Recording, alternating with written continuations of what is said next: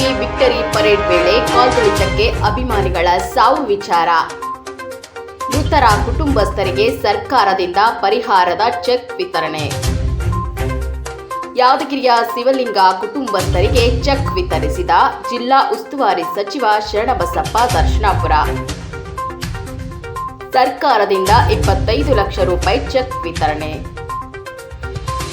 ಯಾದಗಿರಿ ತಾಲೂಕಿನ ಹೊನಗೇರ ಗ್ರಾಮದ ನಿವಾಸಿ 17 ವರ್ಷದ ಶಿವಲಿಂಗ ಅವರ ತಂದೆ ತಾಯಿ ಹಾಗೂ ಸಹೋದರನಿಂದ ಚೆಕ್ ಸ್ವೀಕಾರ.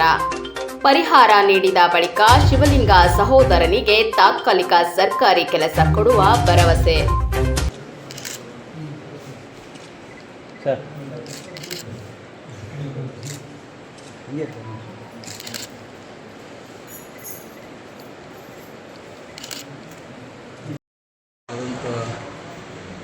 ಘಟನೆ ಆಗಬಾರ್ದಾಗಿತ್ತು, ಆಗಿದೆ. ಕರ್ನಾಟಕ ರಾಜ್ಯ ಅಲ್ಲ, ಇವತ್ತು ಭಾರತ ದೇಶ ಎಲ್ಲರೂ ಕೂಡ ಅದನ್ನು ವಿಷಾದವನ್ನು ವ್ಯಕ್ತಪಡಿಸಿದ್ದಾರೆ. ಭಾಳ ದೊಡ್ಡ ಅನಾಹುತ ಕರ್ನಾಟಕ ರಾಜ್ಯದಲ್ಲಿ ಅದೆಲ್ಲ ಸಂಭವಿಸಿದೆ.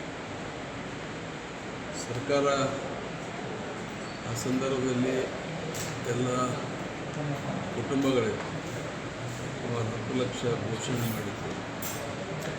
ಮೊನ್ನೆ ಮೊತ್ತವನ್ನು ಹೆಚ್ಚಿಸಿ ಒಬ್ಬೊಬ್ಬರಿಗೆ 25 ಲಕ್ಷ ರೂಪಾಯಿ ಘೋಷಣೆ ಮಾಡಿದ್ದಾರೆ. ಅದೆಲ್ಲ ಪರಿಹಾರ ಕೊಡ್ತಕ್ಕಂಥ ಕೆಲಸಗಳು ಮತ್ತು ಆ ಕುಟುಂಬದಲ್ಲಿ ಸುಮಾರು 4 ಜನ ಇದ್ದಾರೆ,